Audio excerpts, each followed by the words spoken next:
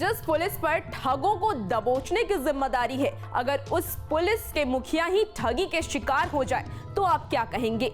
जी हां, बिहार पुलिस के मुखिया यानी डीजीपी साइबर फ्रॉड में फंसते गए, वो भी चीफ जस्टिस के नाम पर। अपराधी जो कहता गया वही वो करते गए। विभाग के सबसे बड़े अफसर के साथ हुई इस घटना ने सिस्टम पर सवाल खड़े कर दिए हैं। नमस्कार, स्वागत है आपका न्यूज स्टेट बिहार झारखंड में। मैं हूं आपके साथ रुचिका राज।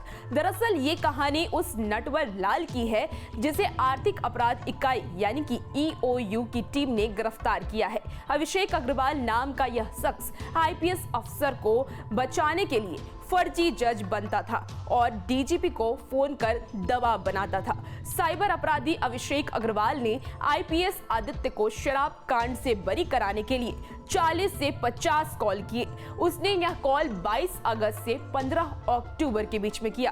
बिहार पुलिस के मुखिया साइबर अपराधी की जाल में इस तरह से फंस गए कि अभिषेक चीफ जस्टिस बोलकर जो निर्देश देता था, डीजीपी उसे पूरा करते थे। उसने फ्रॉड करने के लिए हाई कोर्ट के चीफ जस्टिस संजय करोल की WhatsApp DP भी लगाई और ट्रू कॉलर पर भी इसे सेट किया ताकि डीजीपी को ये लगे कि वही मुख्य न्यायाधीश संजय करोल है। नौकरशाही इस बात पर हैरान है कि इस मामले में डीजीपी कैसे दबाव में आ गए। DGP AK Singhal Patna high court का मुख्य न्यायाधीश बनकर फोन करने वाले अभिषेक अग्रवाल के दबाव में इस कदर आ गए थे कि IG मद्य निषेध को बुलाकर 2 दिन के अंदर आदित्य कुमार पर केस दर्ज जो था उसको खत्म करने का निर्देश भी दे दिया। इस मामले में तेजी इतनी थी कि चेन्नई में छुट्टी मनाने गए मामले की जांच से जुड़े एक अधिकारी को हवाई जहाज से कुछ घंटों के अंदर ही बुला लिया गया। मिस्टेक ऑफ लॉ के आधार पर SSP को दोष मुक्त कर दिया गया और यह पूरा घटनाक्रम 10 से 15 सितंबर के बीच का बताया जा रहा है। डीजीपी ने शराब कांड में फंसे IPS आदित्य को बरी किया तो अभिषेक IPS अफसर को मनचाही पोस्टिंग दिलाने के मिशन में जुट गया। अभिषेक अग्रवाल के IPS अफसर आदित्य कुमार को शराब कांड से बरी कराने के बाद जब पोस्टिंग के लिए दबाव बनाने लगा तो डीजीपी ने डर के कारण फाइल की अनुशंसा भी कर दी। फाइल जब गृह विभाग तक पहुंची तो वहां मंथन शुरू हो गया। एक IPS पर लगे शराब कांड के आरोप को इतना जल्दी खत्म कर देना और फिर पोस्टिंग की अनुशंसा करना सवाल खड़े कर रहा था। गृह विभाग में मंथन चल रहा था और इसी बीच साइबर क्रिमिनल अभिषेक अग्रवाल लालच में आ गया। इस तरह से उसने डीजीपी को शिकार बनाकर अपना काम करा लिया। ठीक ऐसे ही उसने चीफ जस्टिस बनकर गृह सचिव को भी फोन कर दिया। अभिषेक का यही एक फोन कॉल इस खुलासे की बड़ी कड़ी बन गया।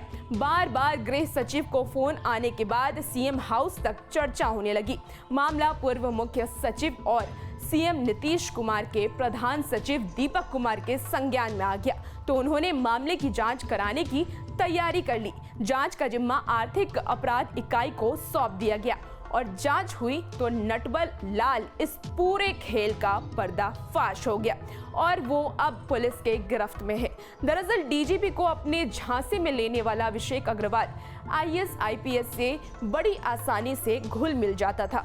अभिषेक अग्रवाल की कुंडली EOU खंगाल रही है तो कई चौंकाने वाले मामले भी सामने आए हैं। बताया जा रहा है कि अभिषेक अग्रवाल IAS IPS जज और नेताओं के पास पहुंचने के लिए अपनी बड़ी बड़ी गाड़ी और महंगे गिफ्ट का प्रयोग करता था।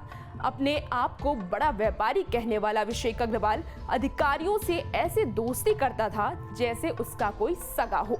अक्सर अधिकारियों से फायदे की बात करता था। यह फायदा कई मायने में अधिकारियों को लालची बना देता था। अभिषेक अग्रवाल अधिकारियों से पहले ईमानदारी की बात करता था, अधिकारियों की खूब प्रशंसा भी करता था।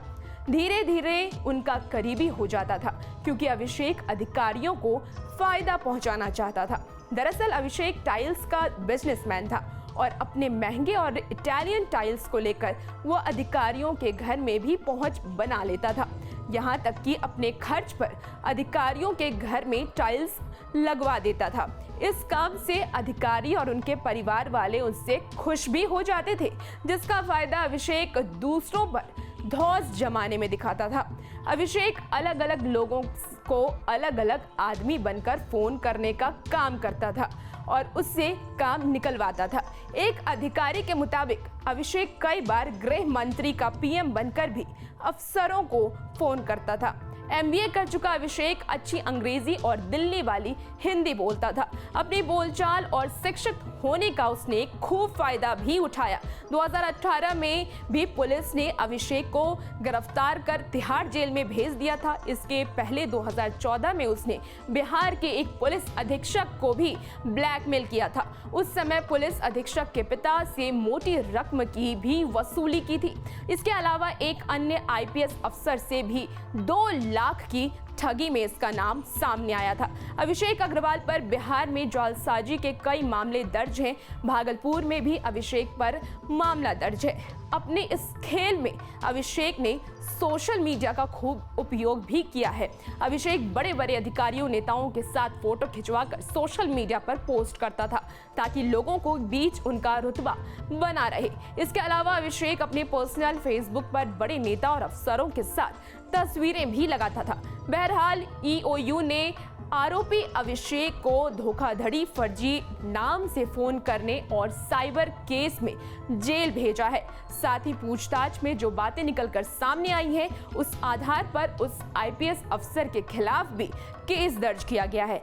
IPS आदित्य कुमार के साथ मिलकर बड़ी साजिश रचने वाला अभिषेक अग्रवाल के कनेक्शन को खंगाला भी जा रहा है। खास बात यह है कि आर्थिक अपराध इकाई इस मामले में वित्तीय जांच करेगी। फिलहाल नटवर लाल के इस किस्से की खूब चर्चा भी हो रही है। और भी ऐसी खबरों के लिए न्यूज़ स्टेट बिहार झारखंड के साथ आप बने रहिए। धन्यवाद।